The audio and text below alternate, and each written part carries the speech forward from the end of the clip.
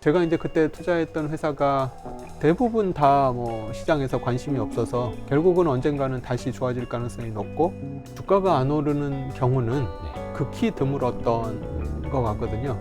지금 실적을 가지고 싸냐 비싸냐를 따지면 그거는 굉장히 잘못된 투자를 할 수 있는 거죠.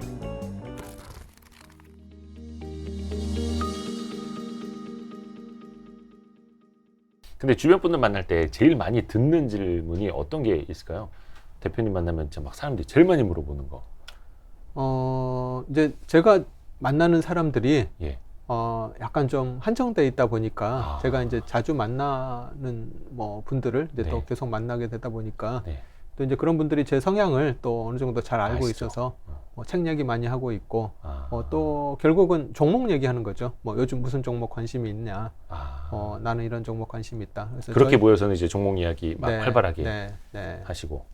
그래서 뭐 하여튼 이제 투자하는 친구들하고 만나면 뭐 한 30% 정도는 그냥 이제 뭐 사는 얘기하고 한 70% 정도는 결국 이제 관심 있는 종목들 뭐 얘기를 하는 것 같습니다. 결국은 이제 기업이잖아요. 네. 아까 잠깐 이제 3년이라는 시간 이야기해 주셨는데 3년이라고 이제 못 박으신 거는 아닐 테니까 뭐 상징적인 이제 숫자를 이야기해 주신 걸 텐데 한 그 정도를 미래를 보고 들어가시는 이유는 뭐가 있을까요? 예를 들어서 뭐 1년 뒤, 2년 뒤도 아니고 3년이라면은 그게 이제 예를 들면은 뭐 아까 뭐 박영욱 대표님 얘기도 하셨지만 한 달 뒤, 두 달 뒤, 뭐 6개월 뒤 모습을 예측하는 거는 굉장히 어렵습니다. 그렇죠. 그러니까 많은 사람들이 분기 실적 보고 투자하는 투자를 얘기하시는데 사실은 분기 실적 예측하는 게 생각만큼 그렇게 쉽지가 그럼요. 않습니다.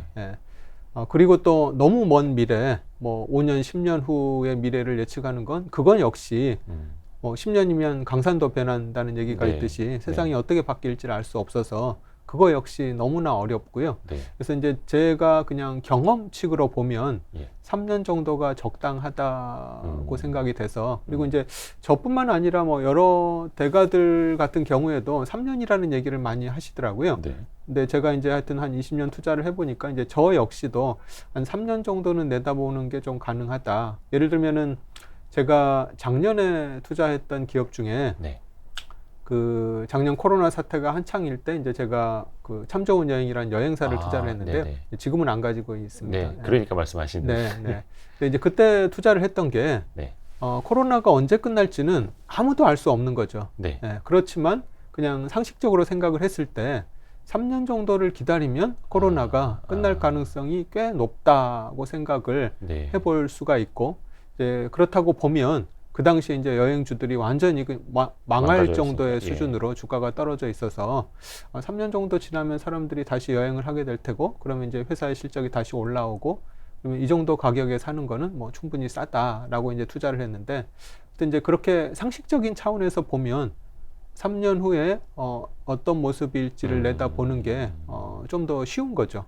상식적으로 보면 쉽다.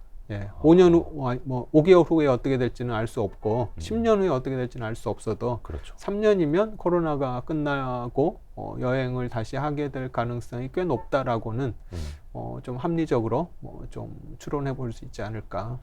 근데 이제 되짚어서 보면은 3년을 보고 투자를 하셨는데 지금은 이제 포트폴리오에 없다라고 말씀하신 거 보면은 한 1년 남짓한 시간 안에 이제 정리가 됐다라는 건데 그거는 어떤 페어 프라이스를 오버했다라는 판단을 서셨기 그러니까 이제 물론 저는 더 좋아질 수도 있긴 하지만 이 투자라는 거는 이제 가치 투자들은 특히 그런데요. 가장 좋은 투자 기회를 항상 찾아다니는 게 저희들 가치 투자자거든요.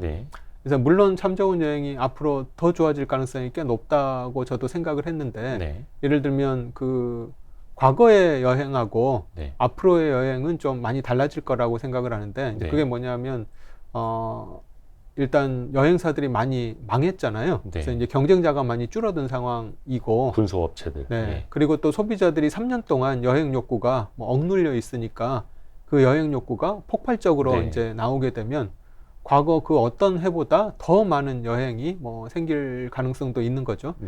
과거에 참 좋은 여행이 뭐 한 150억 정도를 벌었다고 하면 뭐 200억, 300억을 벌 수도 있는 이제 그럴 수도 있지만 이제 그거는 이제 가능성일 뿐이고 참 좋은 여행이 이제 제가 생각했을 때는 과거 수익이 한 1,150억 정도, 그러니까 네. 이제 적정 가치가 한 1,500억에서 한 2,000억 정도라고 생각을 하는데, 뭐 이미 그 정도 가치에 도달을 해서 네. 물론 그보다 더 잘 될 수도 있지만 그런 회사보다는 이제 좀 더 싼 회사들이 안 올 이제 주가 그 가치하고 가격의 차이가 훨씬 큰 더 안전마진이 높은 종목들이 많이 있어서 네. 이제 바꾸는 거죠. 네. 그래서 이제 음. 가치 투자자들이 해야 될 가장 기본적인 일이 계속 기업들을 공부하면서 더 싼 기업들을 계속 찾아다니는 게 저희들 가치 투자자가 할 일이 아닌가 싶습니다.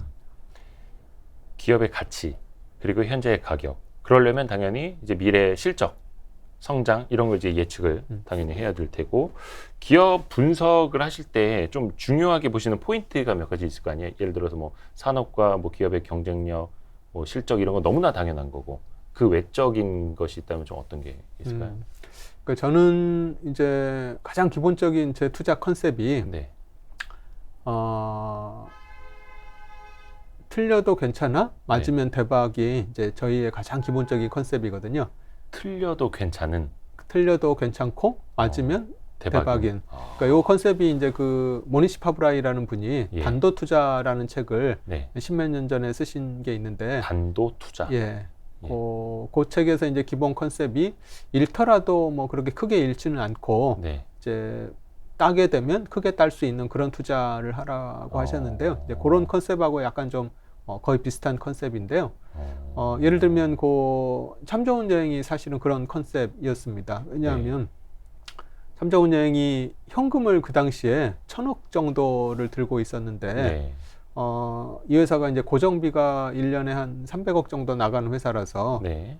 그래서 3년 동안 사람들이 여행을 못해도 뭐 망하기는 쉽지 않고, 근데 이제 그 당시에 이 회사 시가총액이 뭐 거의 지금 제가 잘 기억은 안 나지만 한 뭐 500억대 뭐 이렇게까지 빠졌나, 하여튼 400억대까지 빠졌나 뭐 이렇게 됐었으니까요. 그래서 이 회사가 망하기는 굉장히 쉽지 않고, 그런데 이제 코로나가 만약 끝나서 여행을 하게 되면 이제 예전 실적으로 회복하게 되면 최소한 2~3배 이상의 수익은 가능해 보이는 이제 그런 컨셉이라서 제가 투자를 했었는데요. 그래서 제가 가장 중요하게 생각하는 건, 하여튼 제 생각이 틀리더라도 지금 가격에 사는 게 괜찮은가가 이제 우선이고, 그 다음에 이제 제 생각이 맞았을 때 큰 수익을 내야 되는데, 제가 생각하는 수익은 3년에 2배 정도를 보고 투자를 하고 있습니다. 3년에 2배. 네, 3년 정도를 기다리면 2배 정도의 수익이 가능한 종목인가. 그래서 아까 참 좋은 여행 같은 경우는 코로나가 뭐 3년 정도면 끝날 가능성이 저희는 꽤 높다고 생각해서 뭐 3년 기다리면 2배 이상은 가능할 것 같다라고 생각을 해서 투자를 했고요. 네. 그래서 뭐 다시 정리하면 하여튼 제 생각이 틀릴 수도 있으니까 틀렸을 때 괜찮은가가 우선이고, 그 다음에 맞았을 때 큰 수익을 내야 되는데, 제가 생각하는 큰 수익은 3년 정도 기다려서 2배 수익을 내는 종목, 그런 종목을 찾고 있습니다. 야구로 따지면 이제 아예 홈런을 노리고 타석에 들어가는 게 아니라 컨택 위주로 하다가 이게 정말 스위스팟에 딱 맞으면 홈런이 나오는. 네. 근데 이제 3년에 2배니까 그게 이제 홈런이라고 표현할 수 있을지는 모르겠는데, 근데 저희는 사실은 홈런을 치려고 노력하는 게 아니라 계속해서 이제 타점을 내려고 노력을 하는 거죠. 그래서 타율이 높은 타자가 되고 싶은 거지. 계속 진루하고 출루하고 득점을 하고. 홈런 타자가 되려고 노력하지는 않습니다. 홈런을 치려다 보면 아무래도 힘이 들어가게 되는 거니까요. 그렇죠. 원래 홈런 타자가 삼진이 제일 많잖아요. 그것도 이제 스타일마다 좀 다르기는 한데, 대표적으로. 그래서 그 박순신 대표님 그 이현 투자자문 블로그에 써놓으신 거를 보니까, 폭넓은 안전마진을 확보하고 적절한 분산 투자로 장기적 자본 손실 위험을 최소화하며 초과 시장 수익률을 얻기 위해 노력합니다. 이렇게 이제 회사 소개를 하셨더라고요. 딱 그 말이 맞는 것 같습니다. 진짜. 그거 하나만 여쭤봐야겠다. 얼마 전에 저희 구독자 그 사연에 오기도 했던 건데, 저 개인적으로 이제 기자 생활하면서도 많이 느꼈던 건데, 일단은 기자로서도 취재가 안 되는 기업들이 있습니다.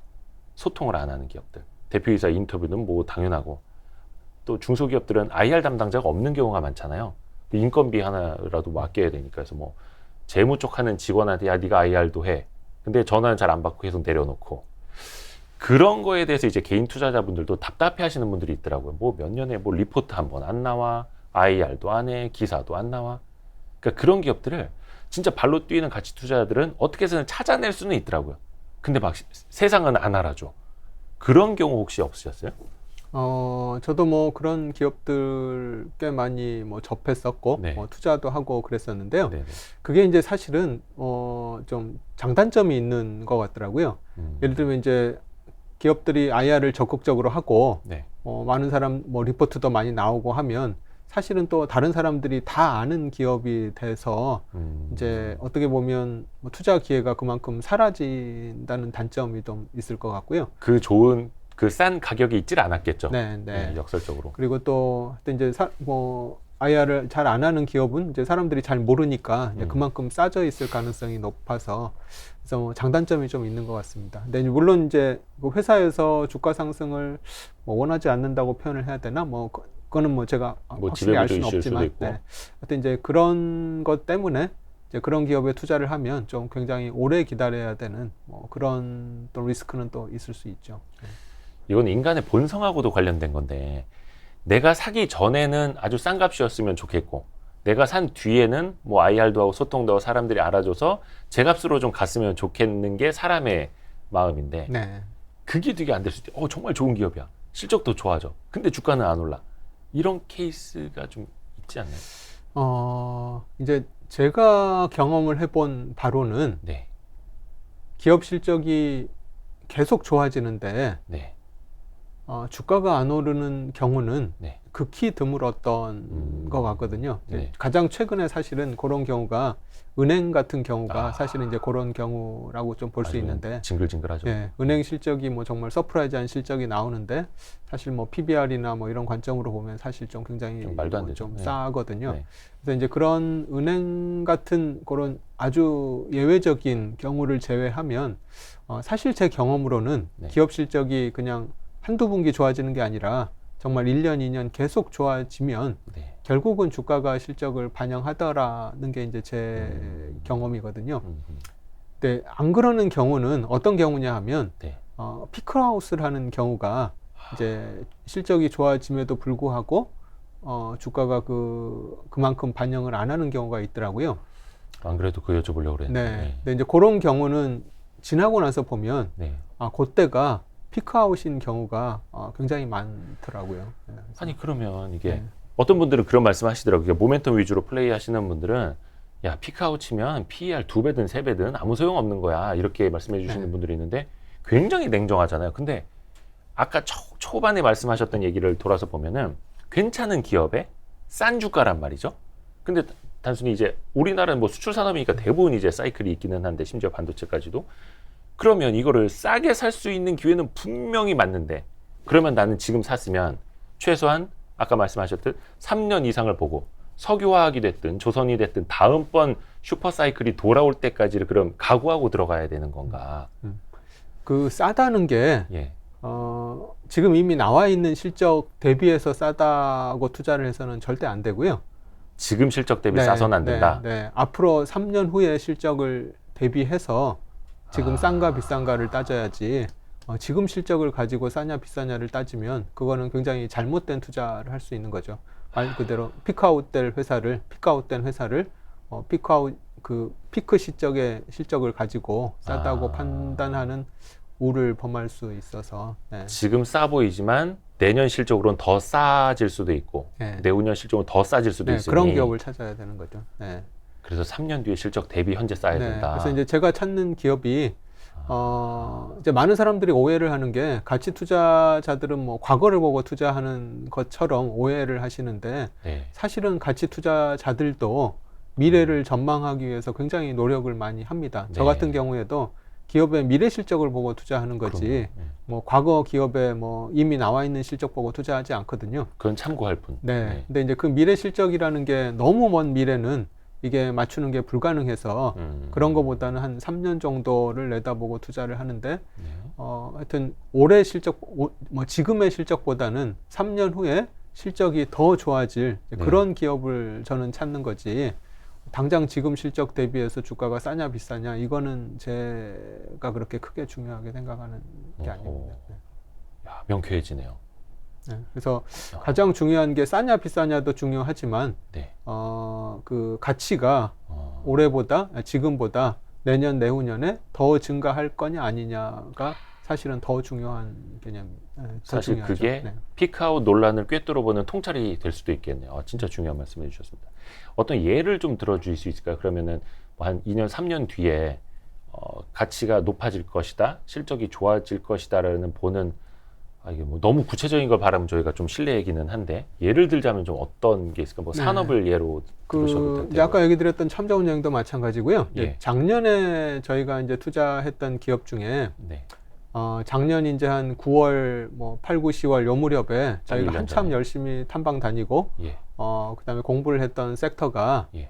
저희들이 건설, 건자재, 어. 뭐 요런 데들을 저희가 열심히 탐방 다니고 뭐 이렇게 공부를 했었어요. 네. 근데 이제 그 시기에 저희가 이제 회사에 전화를 걸어보면 네. 다른 데서는 거의 관심이 없는 것 같더라고요. 왜냐하면 이제 회사에 전화를 걸어보면 탐방이 곧바로 잡혀버리더라고요. 뭐 다음날 뭐 IR 담당자가 좀 한가한. 네, 뭐 곧바로 탐방이 잡히던 예, 시기였는데 예. 그때 이제 저희들이 많이 봤던 게 뭐 시멘트 회사들, 뭐 건설 회사들, 뭐 또 도료 회사들, 뭐 여러 건자재 회사들 뭐 이런 데들을 다 봤는데 네. 대부분 다 뭐 시장에서 관심이 없어서 곧바로 이제 다들 탐방이 잡혔었고요. 그때 이제 저희가 투자를 했던 회사들 중에 예를 들면 이제 시멘트 회사를 저희가 네. 굉장히 좋게 보고 사실은 이제 그 전에도 좋게 보고 투자를 했었고 그때도 네. 이제 투자 비중을 많이 늘렸는데 그때 이제 시멘트업을 보면 사실은 지금은 사람들이 다 건설주랑 건자재주에 관심을 좀 꽤 많이 가지고 계시는데요. 네. 그때는 사실 그 부분에 관심 있는 사람들이 거의 없었습니다. 왜냐하면 건설업이 굉장히 안 좋아질 걸로 네. 안 좋다고 사람들이 일반적으로 생각을 해가지고요. 네.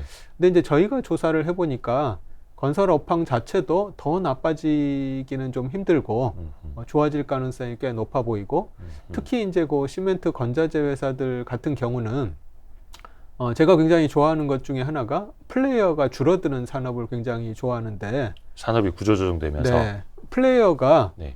거의 반이 없어져 버렸어요. 그 아세아 시멘트가 네. 한라 시멘트를 인수를 하고 네. 그 다음에 또 그 한일 시멘트가 또 현대 시멘트를 인수를 하고 그리고 또 뭐 그 삼표 시멘트를 또 그 저기 어디더라 동양 시멘트인가를 삼표 네. 시멘트가 인수를 네. 하고 이렇게 네. 플레이어가 계속 줄어들었었고 네. 그리고 시멘트 회사들이 또 그 어떻게 보면 굉장히 3D 업종처럼 보이는데 사실은 그때 이제 막 탐방을 해서 그 IR 담당자한테 설명을 들어보면 미래에 대해서 굉장히 준비를 많이 하고 있는 게 느껴지더라고요. 네. 지금은 이제 많은 사람들이 알고 있는데 그 당시에 이제 제가 탐방을 해보니까 그냥 예전의 시멘트 회사들이 아니라 뭐 폐타이어라든지 폐플라스틱이라든지 이런 것들을 수거해서 네. 그거를 이제 연료 대신으로 사용하는 그런 설비 투자를 그때 굉장히 많이 하고 있었고요. 네. 그래서 뭐 과거에는 이제 시멘트 온도를 높이려면 네. 유연탄을 사다가 유연탄을 떼서 높이는데 유연탄 대신에 이제 폐플라스틱을 태우면 유연탄 연료비도 절감되고 그렇죠. 그다음에 폐플라스틱을 사다가 떼는데 사는 게 아니라 돈을 받고 주는 거죠. 처리 수수료를 그렇죠. 받으면서 팔아주는 이걸 거죠, 떼는 팔아주는 거니까 거. 예. 원료를 돈을 주고 사는 게 아니라 돈을 받고 받고. 원료를 뭐 가져오는 셈이 되는 네, 거니까 네, 네. 그걸로도 굉장히 비용 절감이 많이 될 것 같고 그리고 또 하나가 또 그 폐열 발전이라고 네. 이제 그렇게 굉장히 높게 올라간 그 열을 활용해서. 또 이용해서 예. 여러 가지 다양한 뭐 발전 설비를 통해서 뭐 전기를 만들어내는 이제 그런 설비 투자도 많이 하고 있어서 그래서 건설 경기가 더 이상 나빠지기는 힘들고 좋아질 가능성이 높고 그래서 이제 수요는 계속 늘어날 가능성이 높다고 보여지고 또 원가 측면에서도 굉장히 원가를 절감할 수 있는 그런 요인들이 굉장히 많이 생기고 네. 그리고 이제 또 과거에는 시멘트가 3D 업종이고 또 매연을 내뿜는 굉장히 안 좋은 그런 걸로 인식이 됐었는데 어떻게 보면 또 환경 측면에서 굉장히 환경 친화적인 기업으로 변하고 변신을 하고 그래서 있고. 그냥 멀티플 이제 그렇게 되면 멀티플도 굉장히 또 바뀔 가능성이 네. 높다고 보여져서 이제 그래서 이제 저희가 그때 투자를 했었는데요. 그때도 저희가 뭐 당장 뭐 시장에서 이런 것들을 알아줄 거라고 생각을 해서 투자했다기보다는 왜냐하면 이제 그 당시에는 건설 경기가 언제 좋아질지는 사실 알 수가 없었어요. 네. 장기적으로 건설 경기가 좋아질 가능성은 꽤 높지만 그게 뭐 당장 올해 연말에 좋아질지 내년에 좋아질지 뭐 이건 알 수가 없어서 이제 그것도 마찬가지 컨셉인 거죠. 3년 정도 기다리면 네. 그 3년 안에 건설 경기가 좋아지고 거기에 따라서 마찬가지로 건자재 업체들도 좋아질 가능성이 꽤 높고 또 봤더니 뭐 시멘트 업체들이나 이런 데들은 거기에 대해서 또 미리 준비를 굉장히 많이 잘 해놓고 있더라.